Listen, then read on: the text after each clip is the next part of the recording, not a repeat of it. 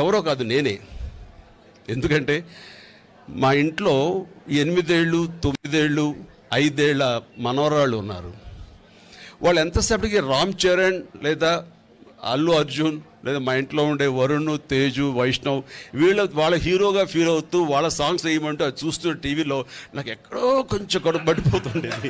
వీళ్ళేంటి నా అమ్మని కమ్మని దెబ్బ సాంగ్ అడగరు, ఇదేంటి ఇలాంటి సాంగ్స్ ఎన్ని ఉన్నాయి, మనకి ఎన్ని హిట్స్ ఉన్నాయి, అసలు ఏమి అడగరు, ఏంటిది వీళ్ళు ఆ సాంగ్స్ అడుగుతారు, నాటు సాంగ్ వేయమంటారు ఏంటి అన్నప్పుడు ఒకరోజు కోవిడ్ టైంలో నేను ఇక డిసైడ్ అయిపోయాయి, మన గురించి మనం చెప్పుకోవాల్సి వస్తుంది. నా గురించి నేను చెప్పుకోవాల్సిన దుస్థితి నా ఇంట్లోనే ఏర్పడింది. నేను ఎవరినో ఏంటో, నా బ్యాక్గ్రౌండ్ ఏంటో అని.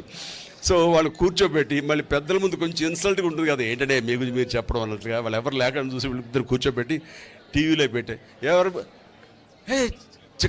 వాళ్ళు భయ్య అంటారు అనుకోండి, తాతయ్య అంటారు అదృష్ట కొద్ది. భయ్య అది నువ్వా అంటారు.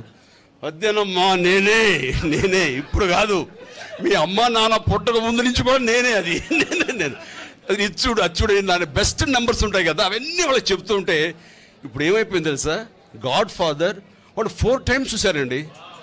చూసి మళ్ళీ ఎందుకంటే చాలా బాగుంది అసలు నీ స్టైలు, నీ మాట, నీ స్టైల్ భలే ఉంది భయ్యా, అందులో మళ్ళీ వెళ్తాడు.